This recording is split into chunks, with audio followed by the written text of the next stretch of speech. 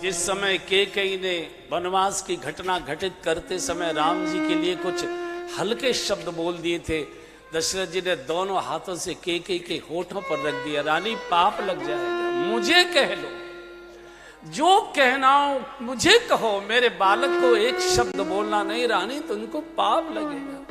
मेरे बच्चे के शील स्वभाव और व्यवहार की प्रशंसा तो मेरे दुश्मन भी करते, जास स्वभाव अरि अनुकूल।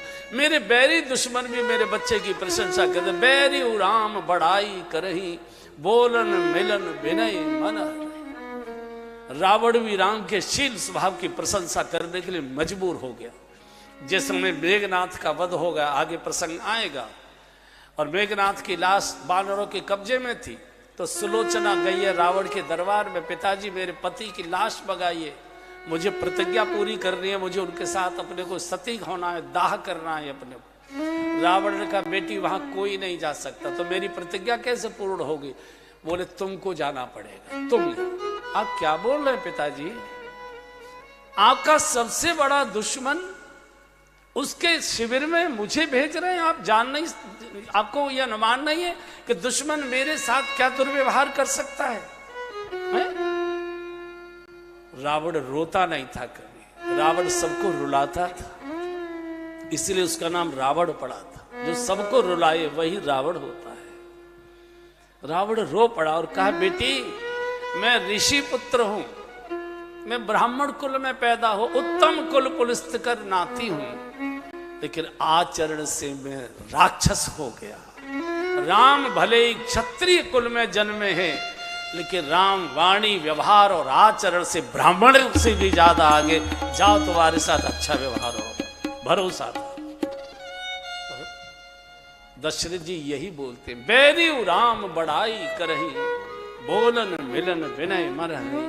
अरे दशरथ जी तो इतने गदगद हो गए कि जितने कंठ में हार पहने हुए थे उतार कर दोनों सेवकों के ऐसे गले में डालने लगे। सेवक दूर खड़े हो गए छटक के, उनसे हाथ छुड़ा कर, नहीं राजन क्षमा करिए, ये हम कोई चीज नहीं लेंगे। दशरथ जी ने कहा ये तो मेरे हृदय की प्रसन्नता है, आप मेरे पुत्र के विवाह का संदेश लेकर आए हो, ये तो मेरी खुशी है, ये तो आपको लेनी पड़ेगी, मेरे प्रेम की भेंट स्वीकार करिए। सेवकों ने हाथ जोड़ दिए, सिर झुका लिया। राजन भेंट तो बहुत बड़ी बात है, हम अयोध्या का जल भी नहीं पी सकते, हम जल भी पीने के लिए जनकपुर से अपने साथ लाए हैं। हम बेटी वाले हैं, हम बेटी के यहाँ से आए हैं, हमारी बेटी यहाँ आने वाली है, और हमारी परंपरा है कि हम बेटी के यहाँ का जल भी नहीं पिया करते हैं। ये भारत की परंपरा है। जिस देश के सामान्य कर्मचारी इस स्तर के होते होंगे, बेटी को दिया जाता है, बेटी से लिया नहीं जाता। ये तो मनुष्य थे। इस देश के पशुओं ने भी बेटी के भाव की रक्षा की। जब विवाह के बाद जानकी जी सब चारों बहनें आ गई अयोध्या में, दहेज में बहुत सारा सामान जनक जी ने दिया था, हाथी भी दिए थे, 100 हाथी दिए। हाथी बहुत विवेकी जानवर होता, गणेश जी से उसकी तुलना की जाती है, विवेकी होता है वो। तो जब वो अयोध्या में हाथी आ गए तो उनको समझ आ गई हम तो बेटी के यहाँ आए हुए हैं, और बेटी के यहाँ का चारा पानी कैसे स्वीकार करें?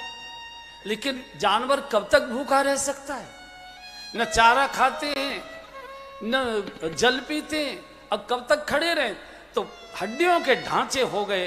100 हाथी गजशाला में पड़े रहते हैं भूखे प्यासे, ईख की ढेर लगे हैं, छू नहीं रहे। संयोग से एक दिन किसी काम से कौशल्या माँ गजशाला में गई घूमने के लिए, तो देखा सैकड़ों हाथी हड्डियों के ढांचे के रूप में पड़े, चारा सामने पड़ा, छू नहीं रहे। तो कौशल्या जी को समझ आ गई कि जानवर बेटी के भाव में है, यहाँ का चारा नहीं खाएंगे। सीधे आज दशरथ जी की सभा में गई है वो, और हाथ जोड़कर कहा राजन ये जनकपुर के हाथी भूखे आपके दरवाजे पर प्राण त्याग देंगे, ये बेटी के भाव में रहते हैं, ये यहाँ का दाना चारा स्पर्श नहीं करेंगे। इनको अगर जीवित देखना चाहते हैं तो इनके चारे की व्यवस्था जनकपुर से कराइए। और ऐसा वर्णन आता है कि जब तक जनकपुर के हाथी अयोध्या में जीवित रहे उनका चारा दाना पानी जनकपुर से ही आया करता। अब कल्पना करिए, जिस देश के पशुओं में इतनी मर्यादा का भाव हो, तो उस देश में अगर मर्यादा पुरुषोत्तम बार बार जन्म लेकर आते तो कोई बड़ी बात नहीं है। ये मर्यादा का ही देश है, यहाँ तो मर्यादा ही